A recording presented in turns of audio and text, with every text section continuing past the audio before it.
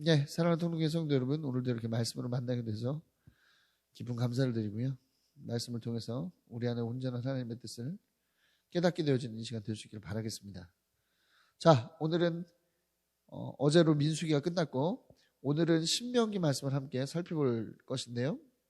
신명기란 하나님의 명령을 기록한 책입니다.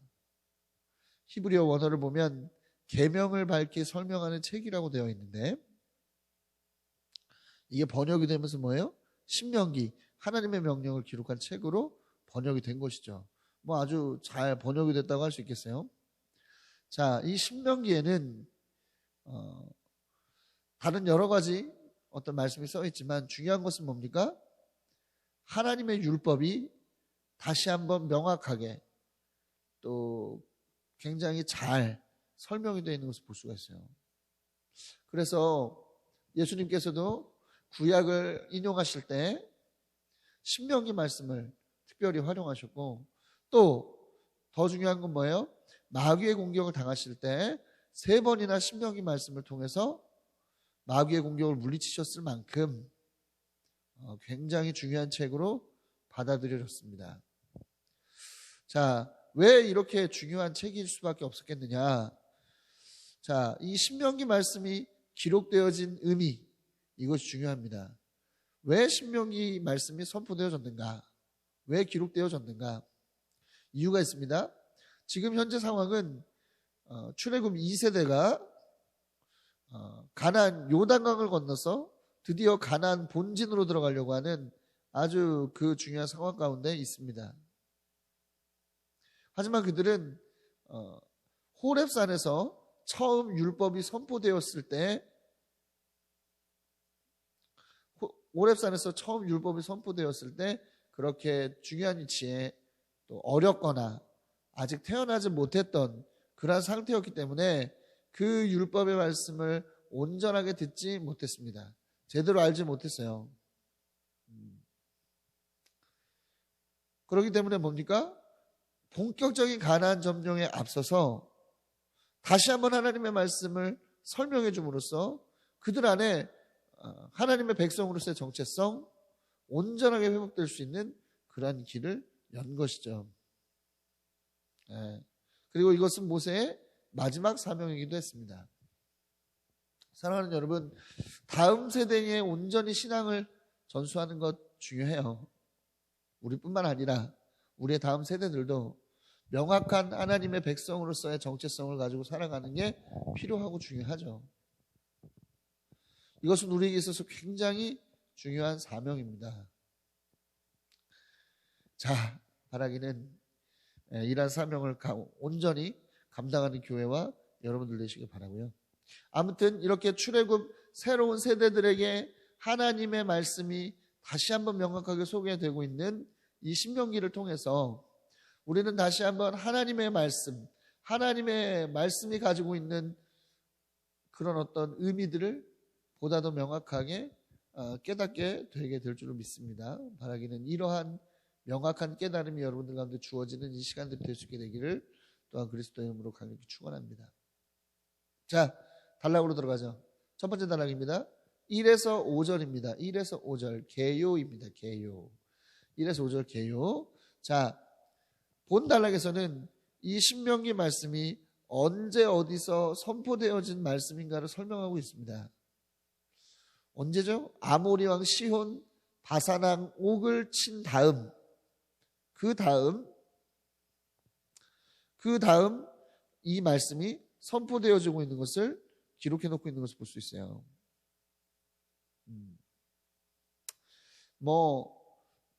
그렇죠. 요단 동쪽을 완전히 점령한 뒤에 요단강 도하가 임박한 시점에서 선포된 말씀이라는 것을 알 수가 있죠.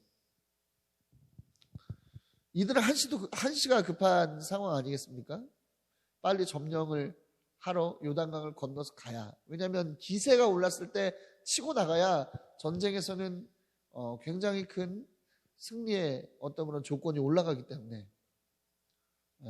그렇죠. 왜 징기스칸의 부대가 유럽까지 아시아를 넘어서 유럽까지 점령할 수 있었느냐? 그 빠른 기마병 때문이라고 하잖아요. 하죽지세로 치고 나가는 그 기마병의 놀라운 그런 어떤 기동력이 뭐 유럽, 뭐 아시아 한 번도 경험해 보지 못한 그런 전략이었고, 그것이 전 유럽까지는 아닙니다만 전 유럽을 떨게 하고 유럽의 상당 부분의 영토를 차지할 수 있었던, 아시아부터 유럽의 상당 부분의 영토를 차지할 수 있었던 그런 원동력이라고 말하지 않습니까? 그만큼 전쟁에 있어서 기동력이라고 하는 것 굉장히 중요한 것인데, 지금 이들은 뭐예요? 어떤 기동력을 손에 보고 지금 이 광야에 앉아서, 그죠? 이 모압 광야에 앉아가지고 하나님의 말씀을 듣고 있는 거예요. 어찌 보면 그럴 수 있습니다. 모세에게. 모세, 지금 이럴 시간이 아니지 않습니까? 빨리 요단강 건너서 공격에 들어갑시다. 뭐 이렇게 말할 수도 있을 것 같습니다만, 선포되어지는 그 말씀을 그들은 듣고 있어요. 그럼 왜 하나님께서는 전략적인 어떤 선택보다는 이러한 일들을 선택하셨을까? 아주 분명한 이유가 있습니다. 여러분, 가나안의 땅을 점령하는 것보다 우선되는 것은요, 말씀으로 그들이 굳건해지는 거였다는 것이죠. 자, 율법과 하나님께서 이끌어오신 그들의 역사를 통해서 이스라엘 백성들, 새롭게 등장한 이 이스라엘 출애굽 2세대들의 정체성과 사명을 분명히 하는 것이 우선시 되었다는 거예요. 단순히 이 전쟁이 땅을 차지하는 전쟁이 아니라 하나님의 약속이 실현되는 전쟁이고, 하나님의 백성을 통하여 하나님의 나라가 이 땅 가운데 온전하지 못하지만 그래도 하나님의 나라가 이 땅 가운데 실현되어지는 그러한 놀라운 지금 그러한 목적 가운데 지금 이스라엘 백성들이 선택받지 않았습니까? 단순히 이스라엘 백성들이 정복자가 되기 위해서, 전쟁에서 승리하기 위해서, 그래서 그 땅을 차지하기 위해서 벌이는 전쟁이 아니다라는 거예요.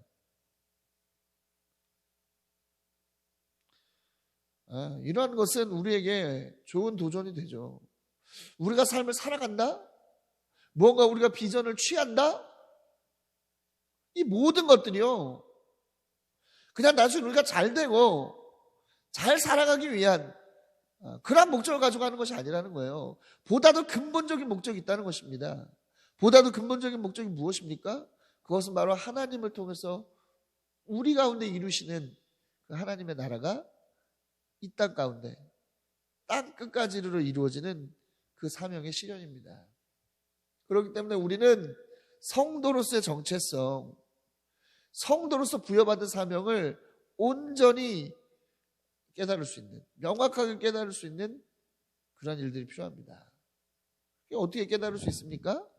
모세를 통해서 하나님의 말씀, 또 하나님께서 지금까지 이끌어오셨던 이스라엘의 역사를 한번 되새김질함으로써 그런 일들이 가능했던 것처럼 우리 가운데 역사하셨던 하나님을 다시 한번 반추해보고, 또 뭐죠? 하나님의 말씀 가운데 우리가 정말 깊이 들어갈 때 우리 안에 이러한 정체성과 사명이 분명해질 수 있다는 것을 여러분 깨달으시기 바랍니다. 바라기는 우리 교회, 우리 통로교회 성도들은 이러한 사명과 정체성이 온전해서 하나님께 정말 영광 돌릴 수 있는 여러분들 될 수 있기를 그리스도의 이름으로 강력하게 축원합니다. 또 다음 단락입니다. 다음 단락 6에서 45절, 6에서 45절 이스라엘의 여정입니다. 이스라엘의 여정. 자, 6에서 45절은 이스라엘이, 그쵸, 시내산에서부터, 호렙산에서부터 지금까지 어떤 여정을 설명하고 있는 것을 볼 수가 있습니다. 뭐 지금까지는 아닙니다만 계속적으로 있었던 일들을 설명하고 있어요. 몇 가지 사건이 기록되어져 있는데요. 지도자 임명, 또 정탐꾼, 가데스 바네아 정탐꾼 사건, 그리고 출애굽 1세대의 몰락에 관한 사건들이 기록되어져 있습니다. 자,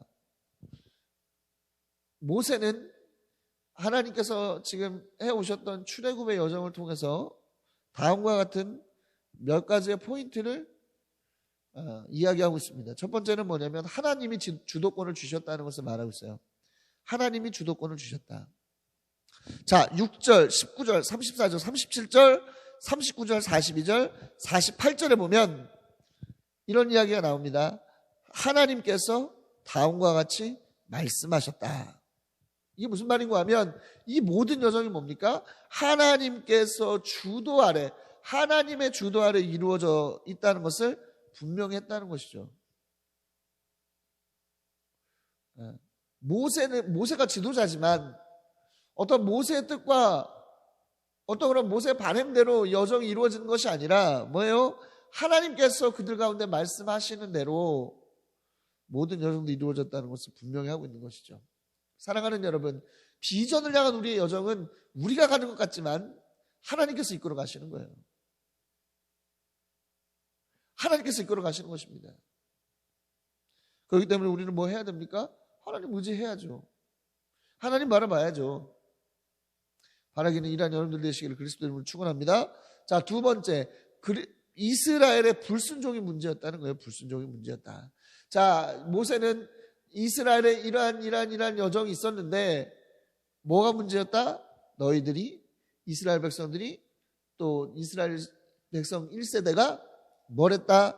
하나님께 불순종한 것이 문제였다라고 하는 것을 이야기하죠. 특별히 19절 이하에서 나오는 19절에서부터 45절까지에 걸쳐서 기록되어져 있는 뭐예요? 이 정탐꾼 사건을 통해서 더욱더 이러한 사실들이 분명히 드러나죠. 하나님의 약속의 땅, 그러니까 하나님의 본래의 명령은 뭐였습니까? 가서 점령해라. 이거예요. 가서 점령해라. 그죠? 19절에서 21절 보면 모세가 이미 이스라엘 백성들 지도자에게 뭐라고 하고 있어요? 가서 점령해라. 이러한 하나님의 뜻을 전달해 줍니다. 그러나 뭘 이야기하고 있죠? 순종하기보다는 뭘 이야기하고 있어요? 가서 우리 정탐꾼을 한번 보내봅시다. 그래서 그 땅이 어떠한가? 어떻게 점령할 수 있는 것인가에 대한 부분들을 좀 확인해 봅시다라고 하는 아이디어를 냅니다. 그래서 어떻게 해요? 모세가 그것을 자기의 어떤 판단에도 좋아 보여서 허락하죠. 그러나 이게 화근이 됩니다. 우리가 잘 알다시피 정탐꾼들이 땅을 갔다 와서 어떻게 하죠? 하나님의 그 땅을 과연 적과 꿀이 흐르는 땅이다라고 하면서도 뭐 하고 있어요? 그들은 너무 강하기 때문에, 그리고 상대적으로 우리는 너무 약하기 때문에 어떻게 된다? 그 땅을 점령할 수 없을 것이다. 우리는 그들의 밥밖에 되지 않는다. 그죠? 그들이 볼 때 우리는 메뚜기 같을 것이다. 뭐 이런 이야기를 합니다. 그리고 나니까 어떻게 돼요? 통제력을 상실하죠. 하나님에 대한 믿음을 잃어버렸어요. 그리고 그 결과는 어떻게 됐습니까? 출애굽 1세대가 멸망하게 되는, 완전히 멸망하게 되는 결과를 낳게 됐죠. 여러분, 불신앙이 문제입니다. 불신앙. 하나님께서 우리 가운데 정말 많은 것을 주시려고 해도, 정말 우리 가운데 하나님께서 놀라운 일을 이루시려고 해도 우리가 하나님의 뜻을 불순종하면 우리는 결코 하나님께서 주시려고 하는 은혜를 어떻게 할 수 없어요? 얻을 수 없어요. 하나님의 능력을 경험할 수 없습니다. 절대적으로 하나님은 하나님의 말씀을 믿지 않는 자들을 통해서는 일하시지 않아요.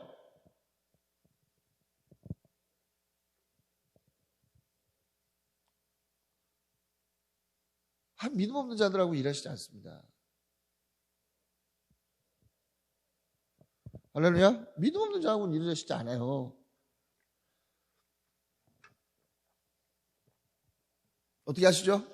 하나님의 믿음 없이 하나님의 말씀에 불순종하는 자들을 패하시고, 한 믿음을 가지고 하나님의 말씀에 순종하는 자들을 들어서 하나님의 일을 이루어 가십니다. 하나님의 일은 그렇기 때문에 뭐예요? 중단되지 않아요. 여러분, 사울이 불순종하자 다윗을 들어 하나님의 일을 사용하셨던 그런 하나님의 모습을 보십시오. 이스라엘 출애굽 1세대가 불순종하니까 어떻게 했어요? 믿지 못하고 불순종하니까 어떻게 합니까? 출애굽 1세대들을 싹 진멸하시고 2세대들을 통해서 하나님의 일들을 감당해 나가는 모습을 보시란 말이에요.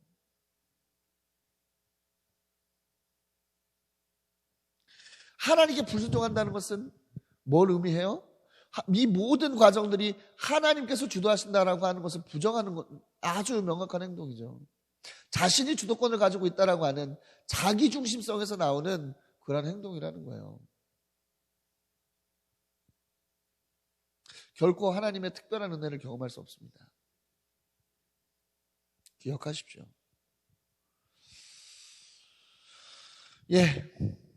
우리는 늘 하나님의 말씀에 순종하는 그러한 사람들이어야 되겠습니다. 자, 세 번째 포인트가 있어요. 출애굽 2세대, 그러니까 현 세대, 지금 신명기의 말씀을 듣고 있는 현재 세대가 가나안 땅을 얻게 된 이유를 또 설명합니다. 뭐예요? 출애굽 1세대의 불신앙 때문에 일어났다는 것이죠. 그들이 하나님의 말씀을 믿지 못해서 뭐라고 얘기했어요? 우리 아이들은 사로잡힐 것이다 라고 하는 이야기를 하죠. 그러자 그 하나님께서 그 이야기를 들으시고, 야, 뭐 사로잡혀? 너 말 잘했어. 사로잡힌다 그랬지? 너희는 가나안 못 가지만 너희 그 자녀들은 가나안 땅에 갈 거야. 하나님의 살아계심을 보여주시기 위한 이유로 인해서 출애굽 2세대들이 가나안을 얻게 되죠. 출애굽 2세대가 뭔가 특별하고 잘해서가 아니라는 거예요.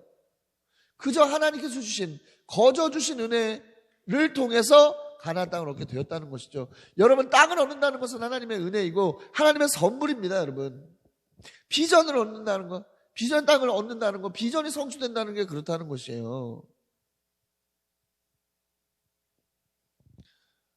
사랑하는 여러분, 우리는 그렇기 때문에 뭐 해야 됩니까?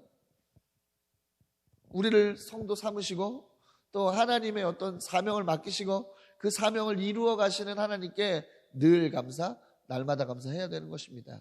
바르게 일한 감사가 늘 여러분들 안에 넘쳐날 수 있게 되기를 그리스도의 이름으로 또한 강력히 축원합니다. 한 가지만 더 살펴보고 가죠. 37절 보면 모세가 못 들어간 것에 대해서, 자신이 가나안 땅을 들어가지 못하게 된 것에 대해서 가데스 바네아 정탐꾼 사건과 연결해서 이야기를 합니다. 너희들 때문이다. 너희들 때문이다.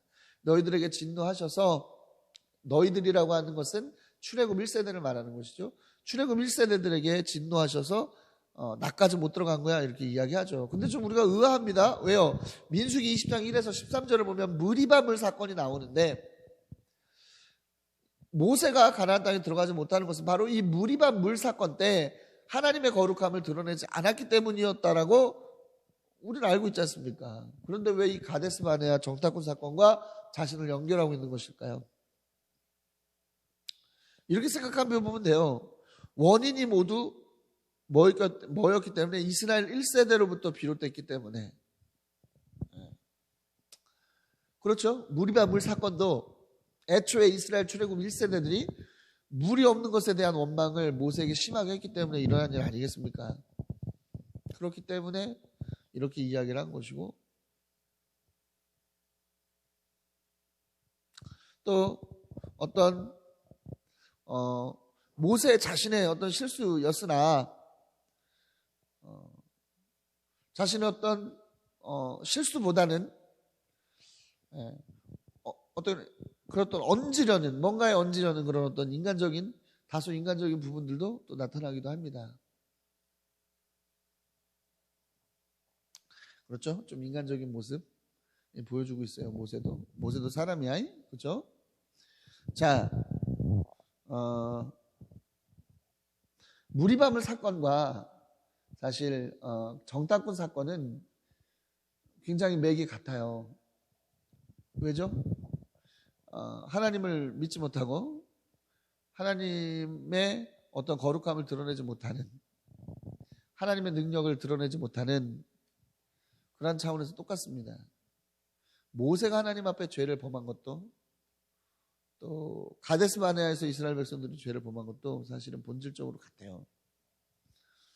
여러분, 하나님을 온전히 신뢰하지 못하고 하나님의 어떤 그런 말씀에 순종하지 못하는 자들을 통해서 하나님의 나라의 일들이 일어나지 않는다는 것이 다시 한번 드러나죠. 늘 하나님께 순종하는 여러분 되시고 하나님을 향한 신뢰를 놓치지 않는 여러분 되시기를 그리스도로 강력히 축원합니다. 자, 오늘 신명기 1장은 어떻습니까? 이스라엘 백성들이 흘러온 역사들을 통해서, 그죠? 그들의 어떤 현주소를 진단하고 있어요. 여러분, 잘못된 역사를 직시해야 지금 해야 될 일과 또 그렇지 않은 일을 구별할 수 있습니다. 분별할 수 있어요. 그렇기 때문에 우리도 늘 한 주간의 삶, 하루의 삶, 삶을 돌아보는, 우리의 삶의 역사를 돌아보는 일을 게을리하지 말아야 합니다. 그 속에서 우리가 얼마나 하나님을 신뢰하고 하나님의 말씀에 순종했는가를 돌아보신 여러분들 되시길 바라요.